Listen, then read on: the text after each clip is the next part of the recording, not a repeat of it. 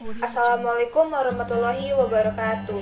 Kami dari kelompok 7 yang beranggotakan Nurul Fauzia dengan NPM 19130230012, Wayanusi Oktaviana NPM 19130230016, dan Erimita Utami NPM 19130230022. Di sini kami akan membahas mengenai analisis butir soal pilihan ganda dan esai untuk materi reaksi reduksi oksidasi. Pertama yaitu penyusunan kisi-kisi dan soal-soal. Adapun bentuk kisi-kisi dan soal yang telah kami buat yaitu sebagai berikut.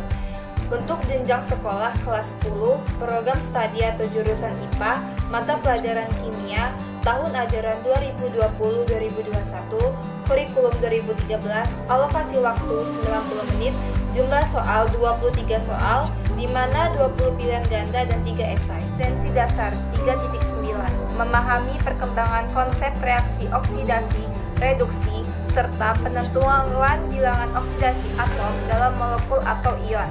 Materi, reaksi reduksi oksidasi, indikator 1. Mendefinisikan reaksi reduksi dan oksidasi, level kognitif C1, nomor soal 1, 2, dan 3, bentuk soal pilihan ganda. 1. Menentukan bilangan oksidasi unsur, ion, atau molekul untuk level kognitif C2 dengan nomor soal 4, 5, 6, dan 9 dengan bentuk soal PG dan untuk level kognitif C3 untuk nomor 7, 8 dengan bentuk soal PG dan nomor 21 dengan bentuk soal esai.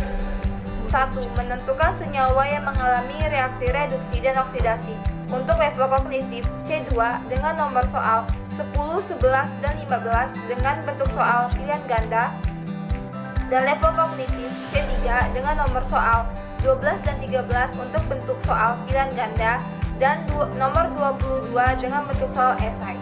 Yang terakhir, menentukan oksidator reduktor atau autoredoks serta hasil reduksi dan oksidasi untuk level kognitif C2 dengan nomor soal 14, 17, 16, dan 18 dengan bentuk soal pilihan ganda, dan level kognitif C3 dengan nomor soal 19 dan 20 untuk bentuk soal pilihan ganda, dan nomor 23 untuk bentuk soal esai.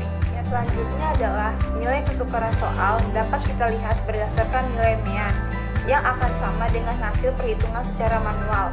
Berdasarkan rumus untuk menghitung tingkat kesukaran soal, yaitu tingkat kesukaran soal PK sama dengan peserta yang menjawab benar PB dibagi dengan jumlah seluruh peserta JP.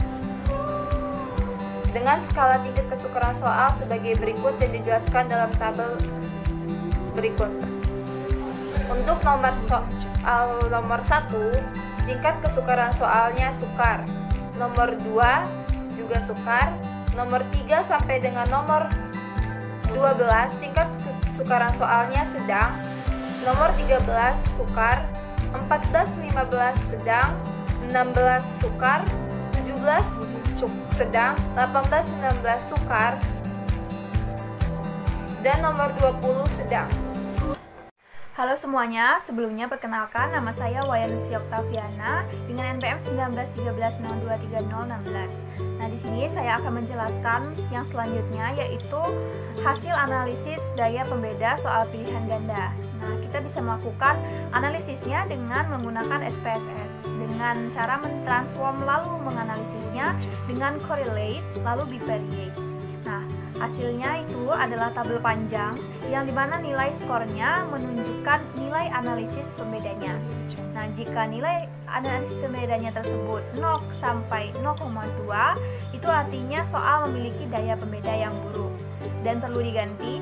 Kemudian jika nilai analisis pembedanya 0,2 sampai 0,4, itu artinya soal memiliki daya pembeda yang cukup namun perlu direvisi. Akan lebih baik jika direvisi. Kemudian jika nilai pembedanya adalah 0,4 sampai 0,7, artinya soal dikatakan memiliki daya pembeda yang baik. Dan jika nilainya dari 0,7 sampai 1, artinya daya pembeda soal tersebut baik sekali. Nah, dari tabel ini kita mengetahui bahwa dari 20 soal pilihan ganda, ada 40 soal yang memiliki daya pembeda yang cukup. 14 soal memiliki daya pembeda yang baik dan 2 soal lainnya memiliki daya pembeda yang sangat baik. Kemudian Kemudian kita bisa lanjutkan analisis lainnya untuk menguji kelayakan soal tersebut, yaitu analisis reliabilitas dengan menggunakan SPSS. Nah, kita bisa melakukan dua analisis. Yang pertama, untuk tabel pertama yaitu hasil reliabilitas dengan 20 soal tanpa melihat daya pembedanya yang menunjukkan gerobak alfa yaitu sampai 85%. Artinya soal tersebut telah layak untuk diujikan. Dan pada tabel 2 adalah hasil reliabilitas dari 16 soal yang memiliki daya pembeda baik sampai baik sekali yang menunjukkan gerobak alfa hingga 87%, yang artinya 16 soal tersebut telah sangat layak untuk diujikan. Baik, selanjutnya di sini saya akan menjelaskan hasil analisis daya pembeda dan tingkat kesukaran soal esai. Nah, untuk yang pertama yaitu hasil analisis daya pembeda soal esai, di mana soal esai ini terdiri dari 3 nomor dengan soal esai nomor pertama yaitu dengan indikator menentukan bilangan oksidasi unsur, ion, dan molekul dengan level kognitif C3. Skor maksimum yang diperoleh ada 5.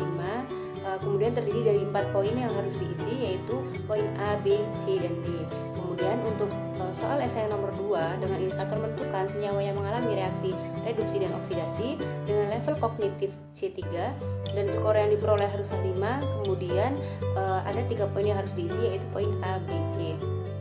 Kemudian yang selanjutnya adalah soal esai yang terakhir dengan indikator menentukan oksidator, reduktor, autoredoks, serta hasil reduksi dan oksidasi dengan level kognitif C3 dengan skor maksimumnya adalah 10. Baik, berikut ini merupakan tabel hasil analisis daya pembeda soal, di mana dalam perhitungannya siswa diklasifikasikan menjadi 2, yaitu kelompok atas dan kelompok bawah. Untuk siswa dengan kelompok atas memiliki jumlah yaitu 5, sedangkan siswa dengan kelompok bawah memiliki jumlah yaitu 29.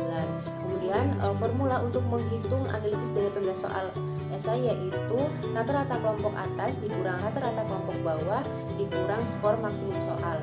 Nah, berdasarkan perhitungan untuk daya pembeda soal nomor 1 yaitu dengan rata-rata kelompok atas 3 dikurang rata-rata kelompok bawah yaitu 1,47 dikurang skor maksimum yang diperoleh itu 5 menghasilkan indeks yaitu 0,306 yang mengindikasikan bahwa soal esai nomor 1 itu memiliki daya pembeda soal yang baik. Kemudian berdasarkan perhitungan daya pembeda soal nomor 2 menghasilkan nilai yaitu 0,196 yang mengindikasikan bahwa soal nomor 2 memiliki daya pembeda soal yang lemah atau jelek sehingga perlu direvisi atau soal itu dibuang.